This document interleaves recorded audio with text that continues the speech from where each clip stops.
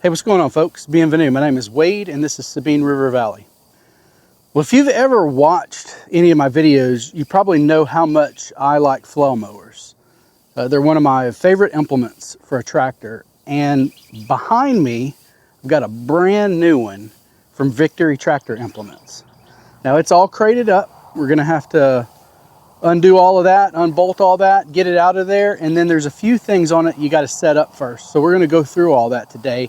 So let's get started.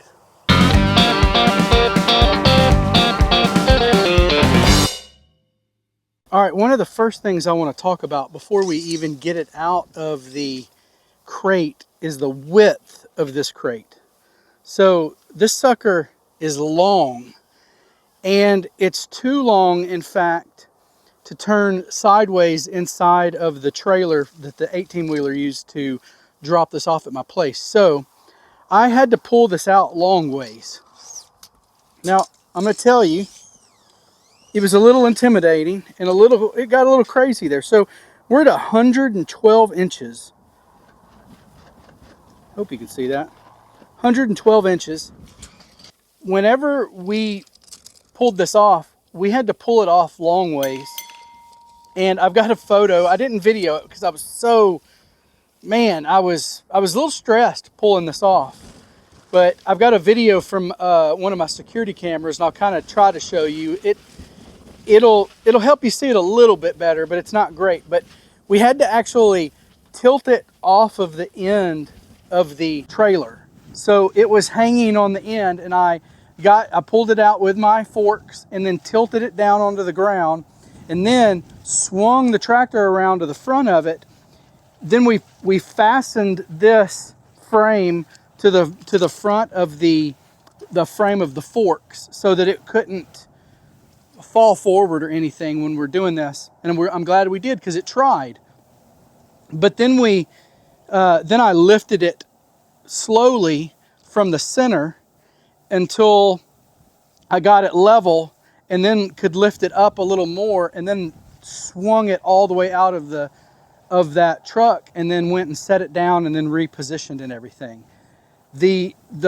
I used some pretty heavy tow straps, not tow straps, but there were some type of strap that can take like 3,000 pounds each. But I used that in a shackle and went around the frame to the frame of the forklifts, and that was really key to getting this out without dumping it over. It was extremely stressful. But I've got a video here I'm going to show you when I got my first one delivered and how we did that. And we actually used the lift gate. So I pulled it out and had it hanging on the lift gate, and then we lowered my forks and the lift gate at the same time, and it smoothly lowered this down to the ground.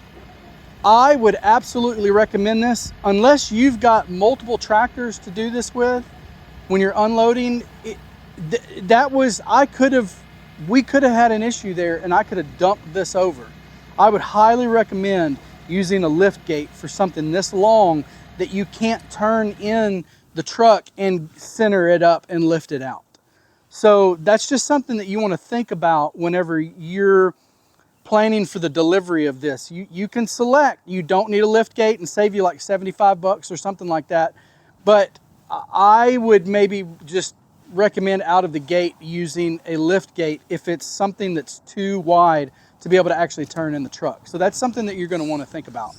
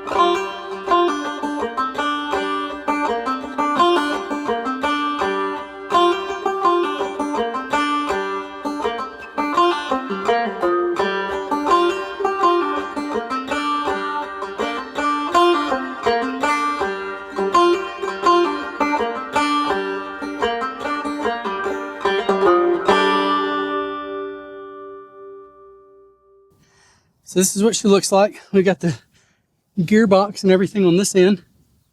Yeah, that's nice actually. That's very nice. They've even got a powder coating on the gearbox itself, and mine didn't have that. Let's see. Got our cylinders. The cylinder's got a check valve on it, so it's not gonna leak out on you, so that's really good. This one has chains at the bottom. Do have a scuff right here from shipping. I can spray something on that though to take care of that. Let's see if you can see that or not down there, but there's the plate with the model. So this is the TANK-86.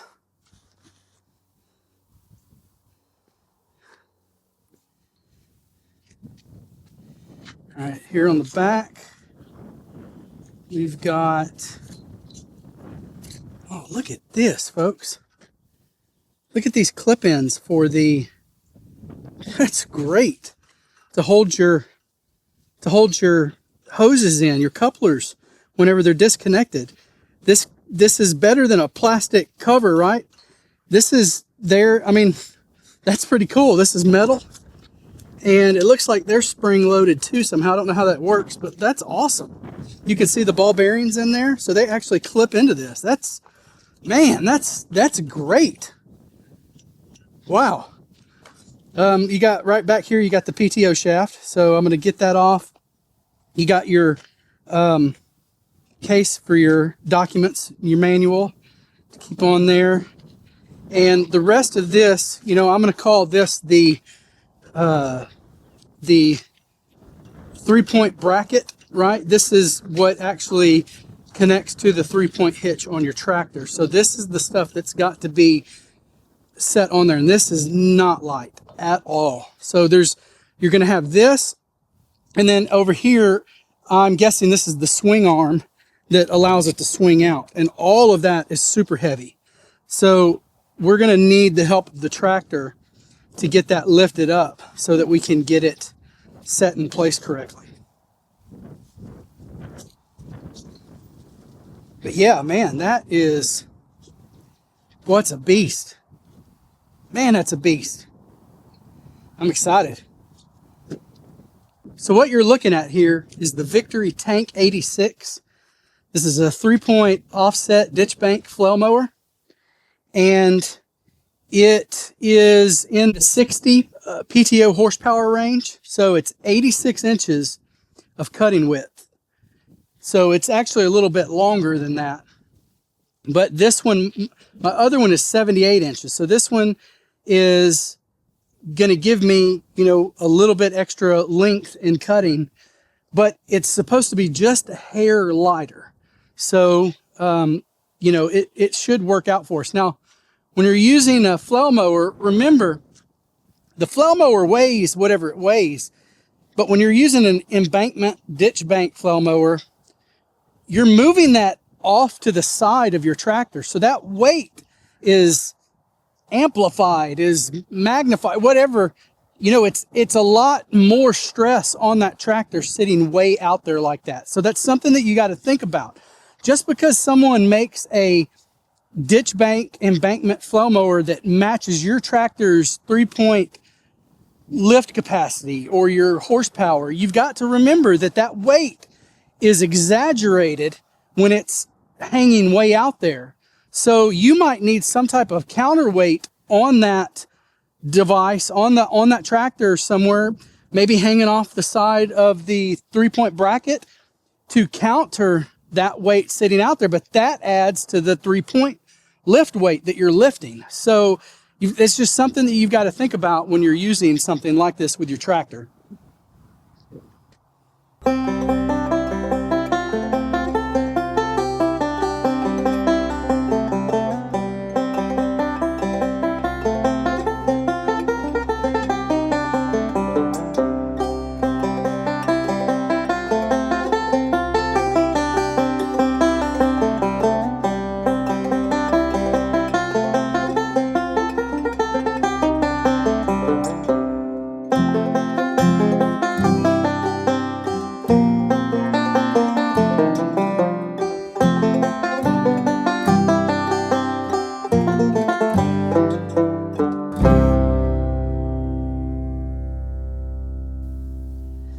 Okay, so I've got the manual right here, and folks, I'm going to tell you something.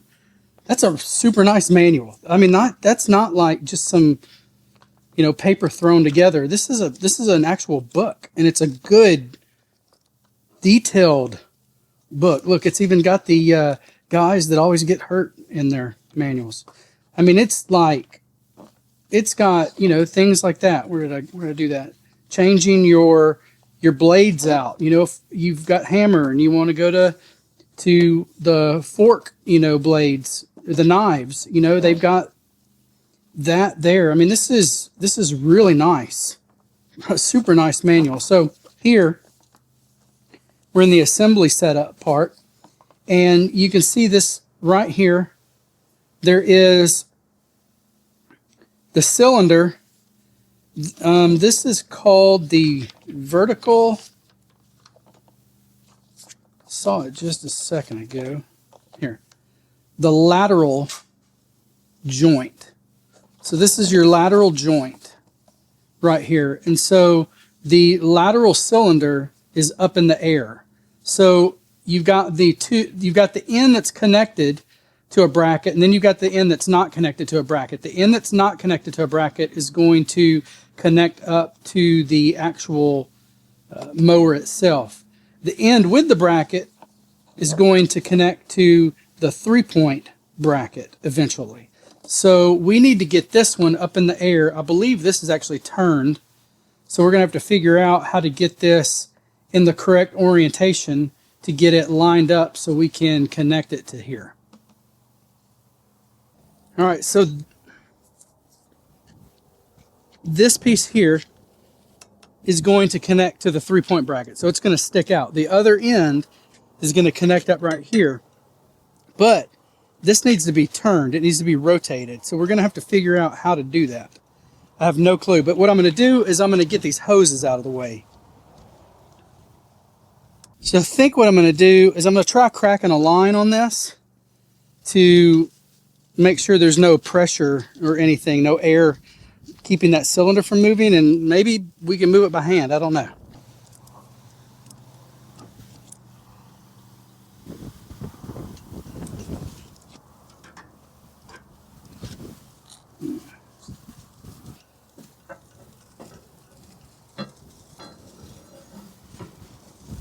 Oh yeah, there we go. All right, now we got that sideways.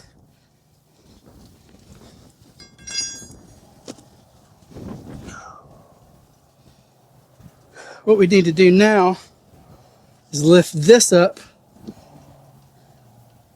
We need it spun around.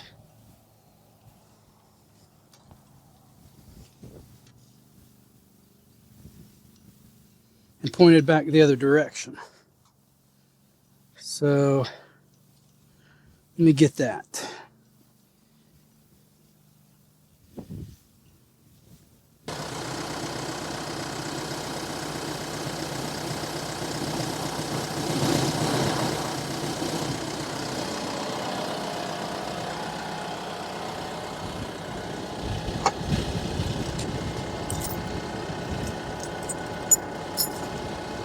Ah.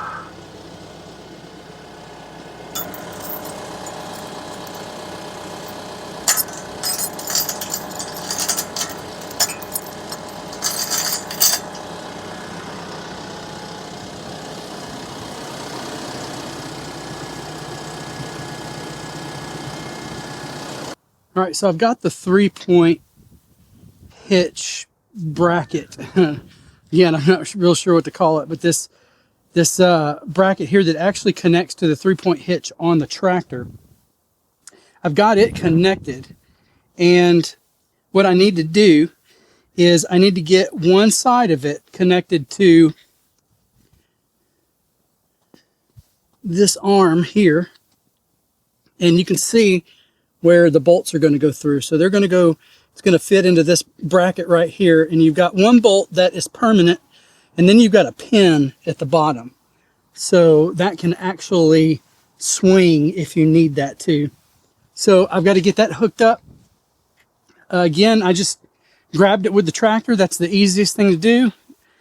And now I'll be able to kind of use that to help me position that into place there.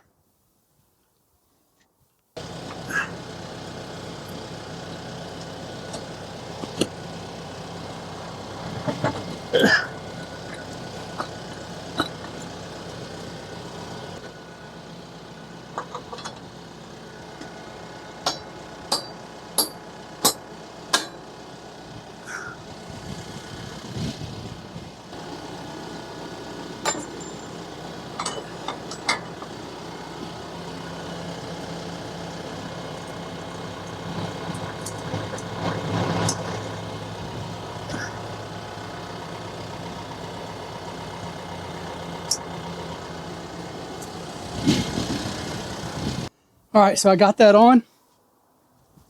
You just give yourself a little slack and, you know, just get the angle that you need. Those jacks that I used right there really helped with this. So getting those on there, it keeps the flail mower from tipping forward, because with all this weight, it will tip forward. There's actually some places for, right here, some feet to go in. So whenever you've got it disconnected, you would set those out there so the mower doesn't tip forward. But anyway, got that on. So now we get to go through and check a bunch of stuff. You know, I've got to screw down all those bolts that I put in. I've just got them finger tight on there. So we'll get those all screwed down, then we'll get it connected to the tractor, and we'll get some oil in it, make sure everything looks good, get some grease everywhere, and then she'll be ready to roll. So I've got to torque down the bolts that go to those pins for the swing arm and then the 3-point mount bracket. And you can see here they're M16 by 2. So if you come in here to the manual, if you got the manual here, they actually have a torque chart for you to use, and we're at M16 by 2, and you can see these are class 8.8, and they've got Newton meter and foot pound here. So we're looking for foot pound, M16 by 2, foot pound, 165 foot pound. So that's what I'm going to torque those down to. So I've got a 24 millimeter socket here, and we're tightened down to 165 on here. So let's get this sucker in.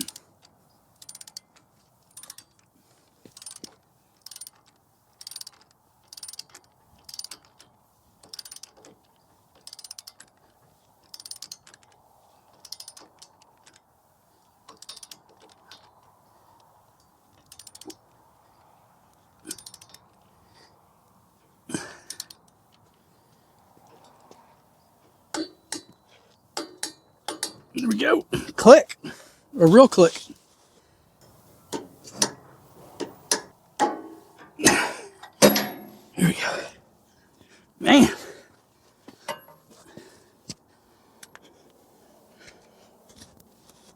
So the 3-point mount for your 3-point hitch on this, it has a upper and lower float function.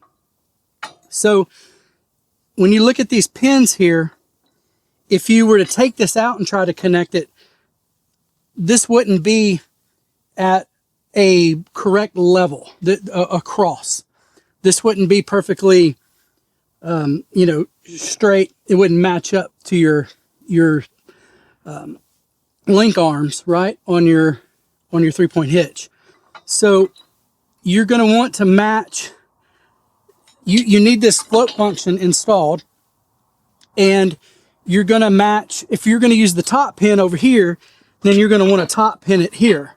But if you're going to use the middle pin, you want to middle pin it, lower pin it. So I'm going to use middle actually for this.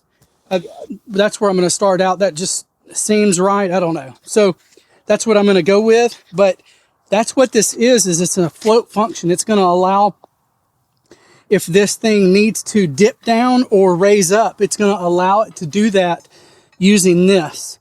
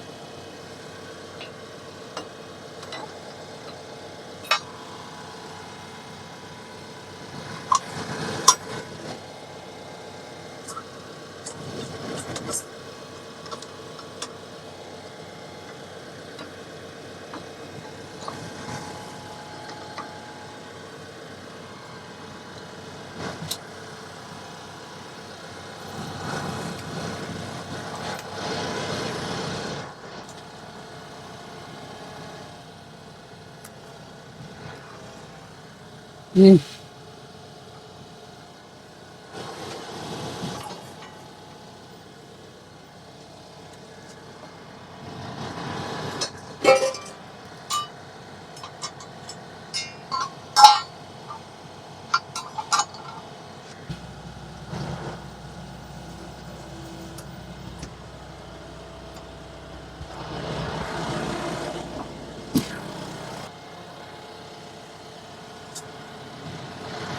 Yeah.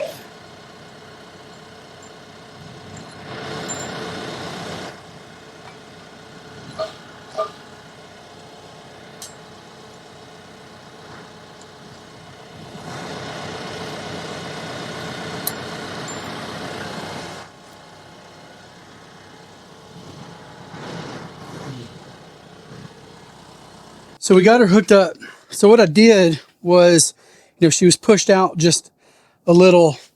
The bottom links for the hitch were sticking too far out this way.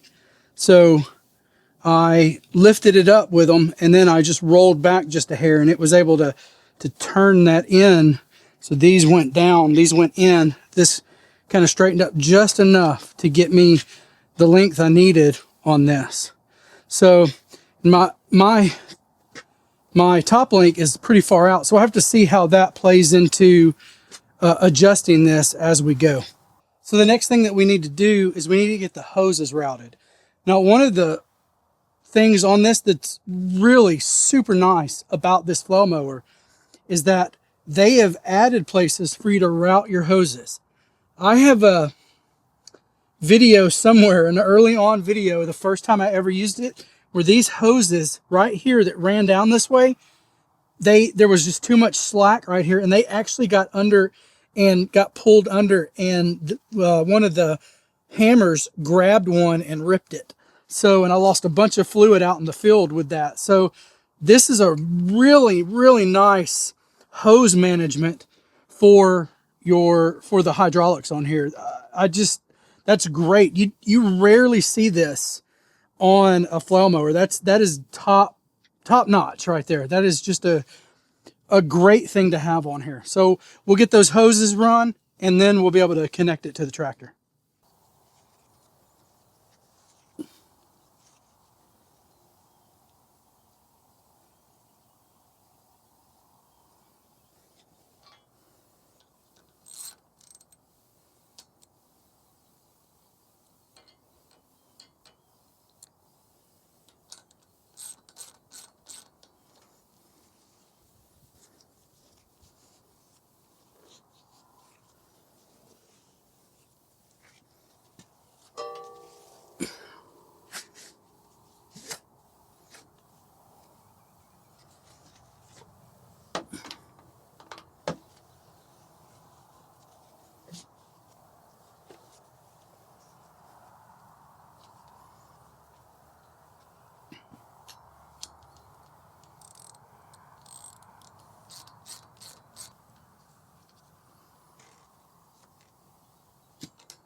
That's a super nice touch for these.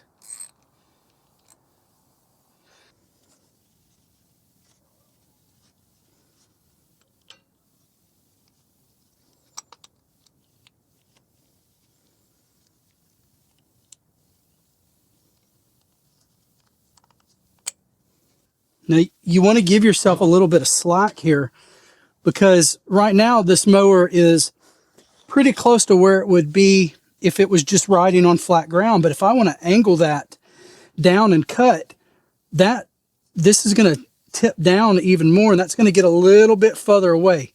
So I just want to give myself a little bit of wiggle room here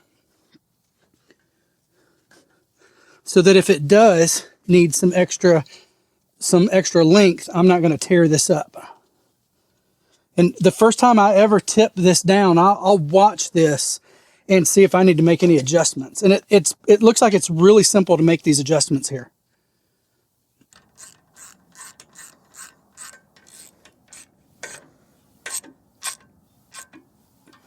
I want to show you something right here with this one.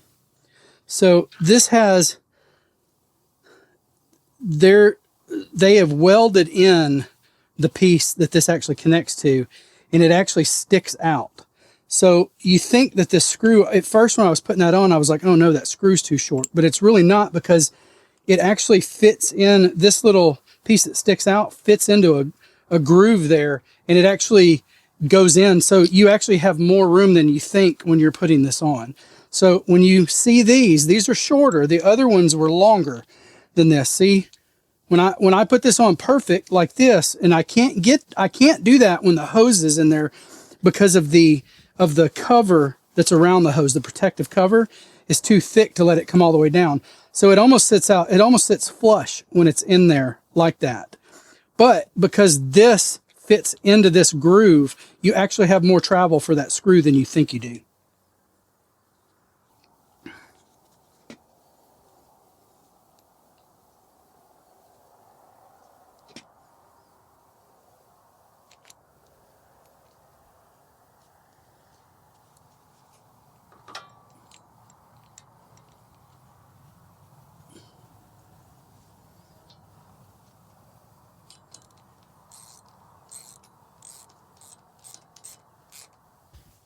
Now here on where we're going to connect these at, I know that my green lever, you can see the green caps here, my green lever controls the sideways angle, right? The angle that allows you to actually cut at a sideways, up or down. So I know that, and the black controls the just moving the mower in and out. So I believe this one's going to go right here. Let's see if I can connect it. I don't know if I can. Oh yeah. All right. So we'll put the other one right here. And hopefully we'll have these lined up right. I believe this would push out. So I'm going to go to the left side on that. And I really don't know for sure if this is right or not. We'll just have to test it. And then this one, hopefully.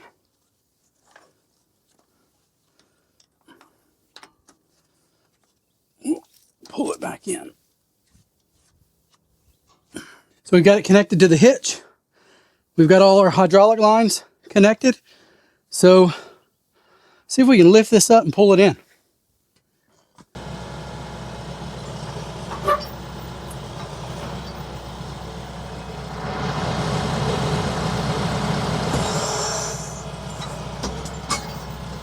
Yeah.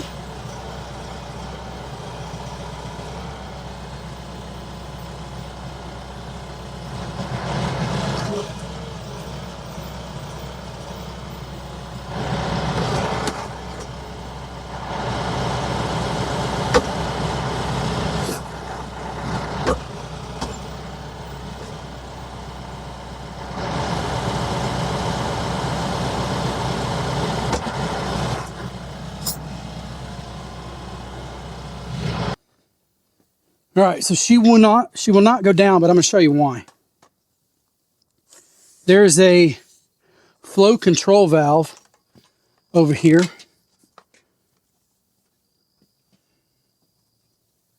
Right here.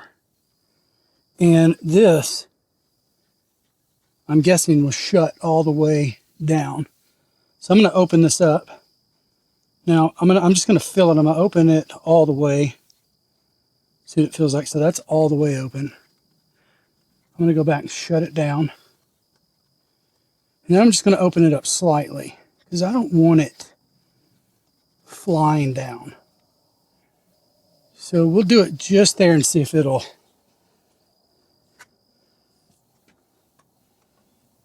Let's see what she does there.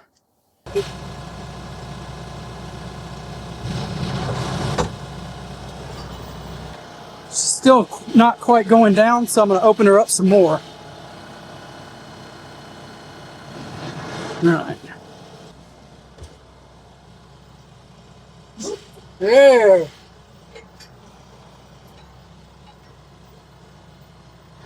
All right. Woo.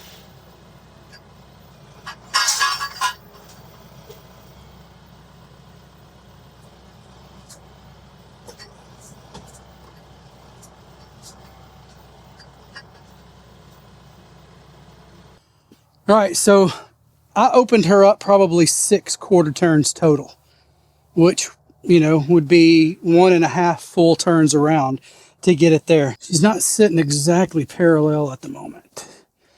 We need to figure that out. Why is that?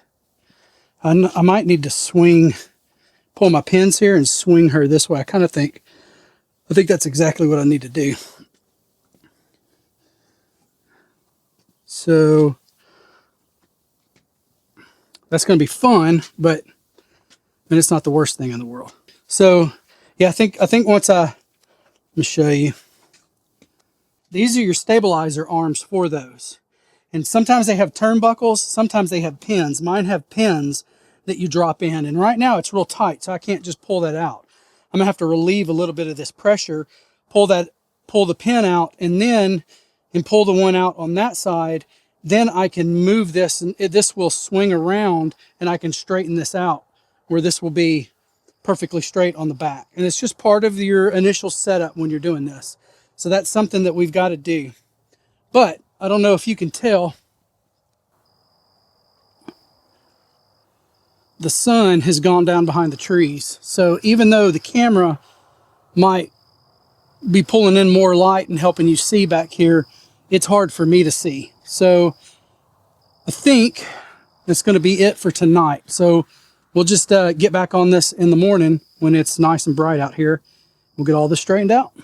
See you in just a minute.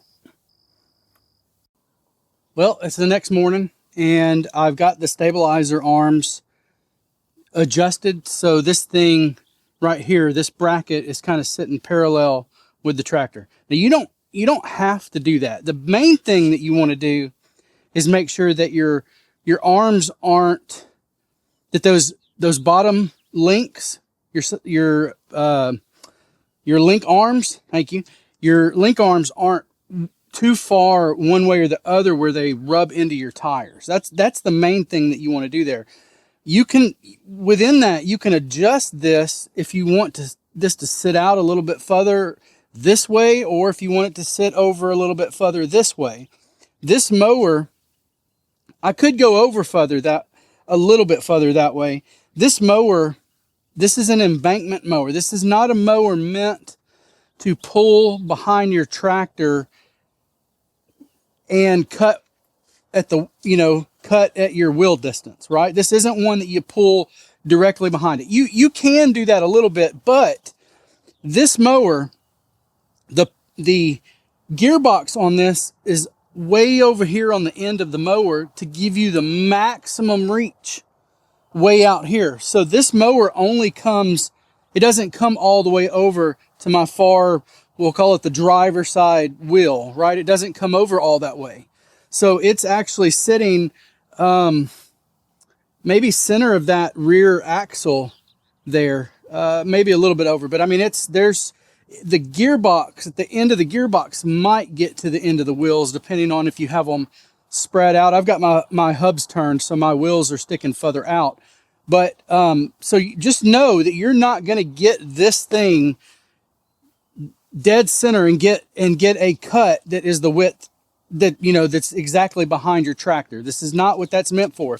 If that's something that you're looking for, you're going to want a regular pull behind flail mower that has some type of like offset function, right? That could move over just a little, right? It'll slide down either manually or on hydraulics over just a little bit, but its basic function is to stay behind the tractor and be pulled kind of like a traditional rotary cutter, like a brush hog or bush hog or, whatever you want to call it. So anyway, just know that this mower isn't going to be over the wheels on both sides. This is made to reach out and cut to the side. Let's go through all the grease points on here. We're going to check the hydraulic level. I'm going to have to drop this so that'll be true.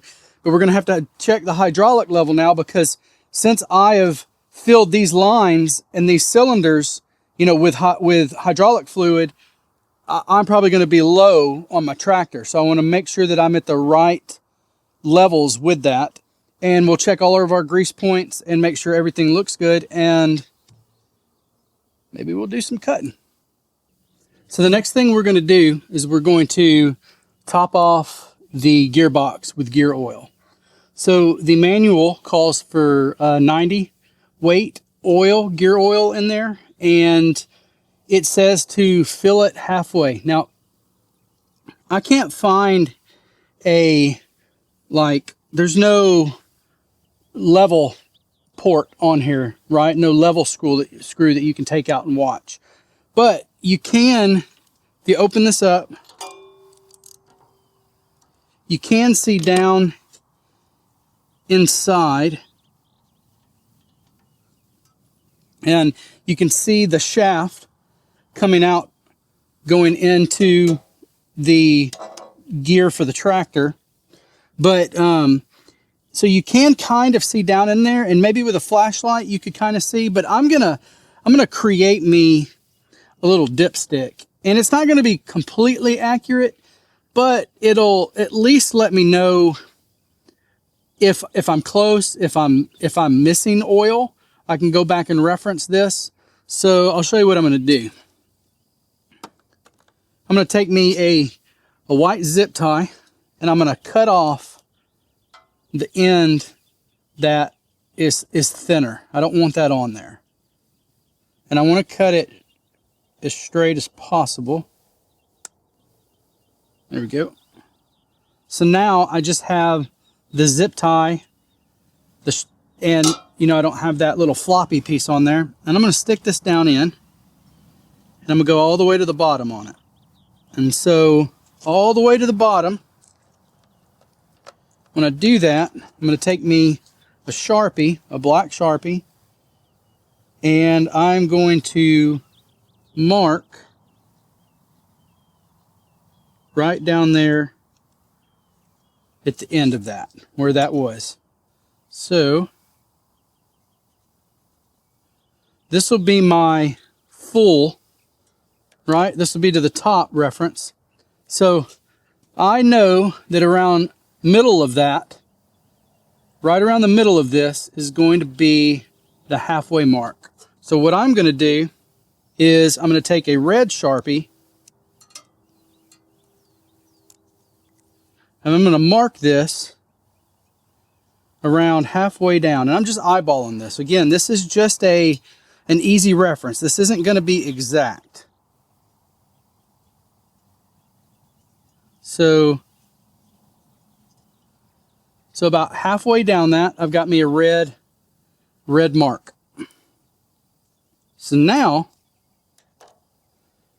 when I put this in and it gets the gear oil on it, I'll be able to know if I'm close to half, or I can come back and let's just say I've got a small leak and I didn't, you know, you can still see something in there, but it's a small leak going on, and let's say it's down a quarter from that. Well, I'll know that it's down a quarter from that. I'll know that something in there isn't quite right because the fluid is dropping. So this is just a reference.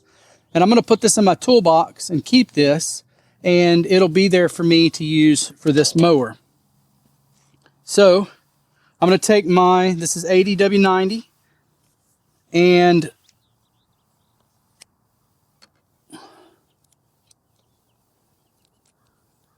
I like Valvoline oil, so you can use, you know, whatever you're comfortable with. Let's open that up.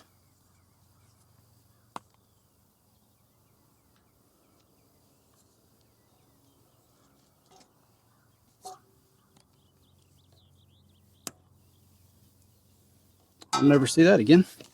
All right, now we can start filling her up. We ain't feeling no one up, but we're filling her up.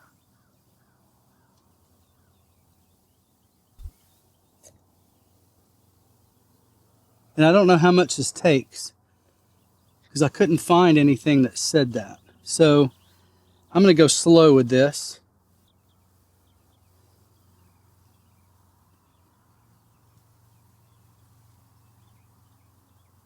So where are we? Down at the bottom.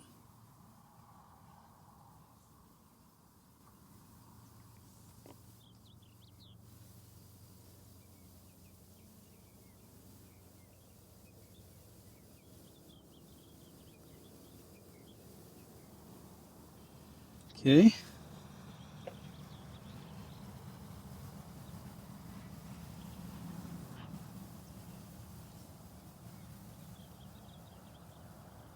I need to get me a rag to wipe this off on. Let me get me a rag real quick. Got a ways to go. I just don't know, right? So I don't want to. It's a lot easier. You might feel like you're taking a long time, but it's a lot easier to add oil than it is to take some out.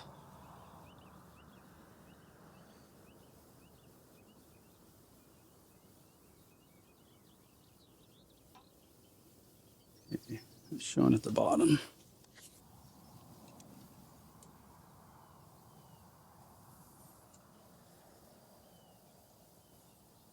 Hey, look at that. Okay, so I'm not quite a quart of a way in, and she's starting to show up good on that. Let's see. I'll put this full quart in.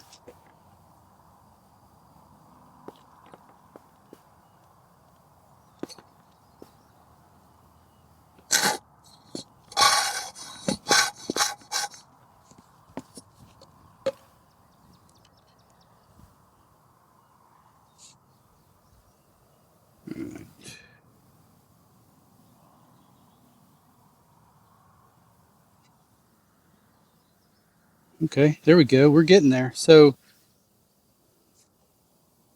wow.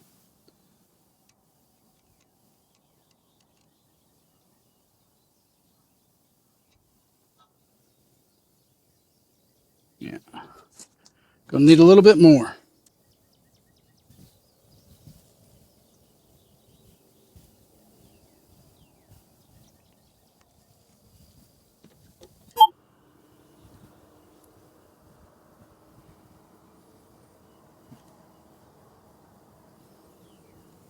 Yeah, I think I'm there.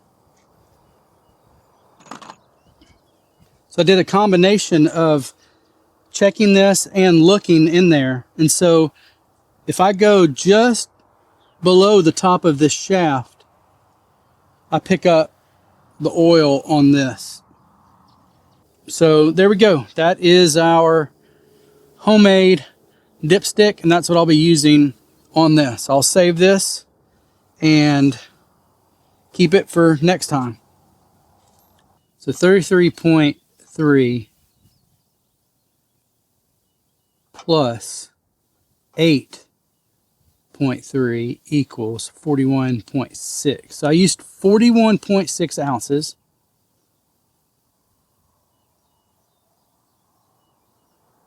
Which comes out to 1.25 quart. So it's one. This says 1.2489. So we'll just round that up to 1.25. So 1.25 quarts. So 1.25 quart is what I put into the gearbox here. Just so if you want to know that. So the only thing I have left to do is get in here and hit all my grease points. And this mower has a sticker on every one of them. So all you have to do is walk around and look for these yellow stickers, and you'll find all your grease points.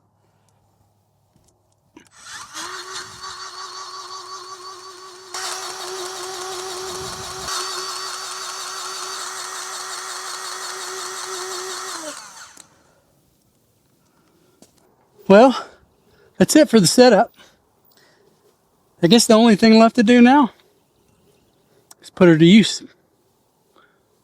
All right, let's have some fun.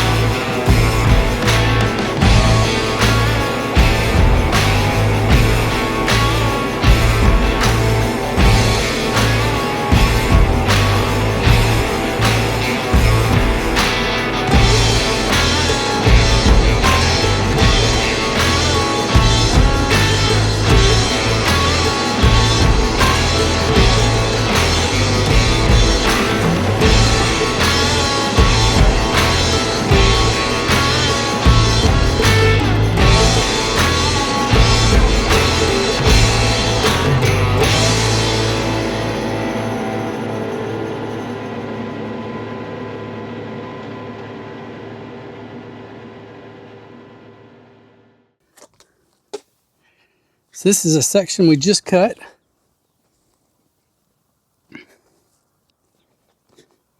Now this is just grass. We'll get into some some other stuff in a video specifically on the just cutting, but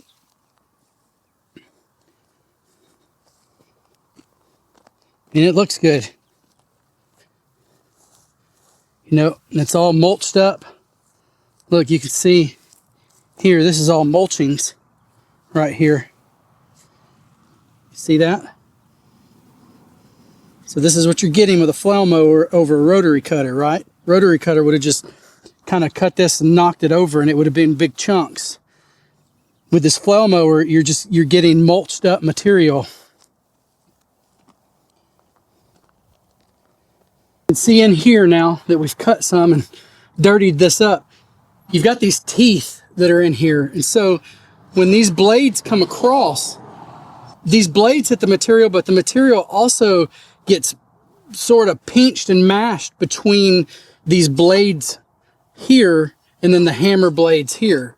So you kind of get like a double cut in this chamber as it goes around. So, but that's what she looks like. Yeah, I think she did a really good job right there. And I know this isn't much here. We can't really tell a whole lot with, you know, for bigger material. But as far as the grass goes, this is going to look really good when I need to cut the fields with just the flail mower. All right, well, that's going to be it for this video. I appreciate y'all watching. And Lord willing, I'll see y'all in the next one.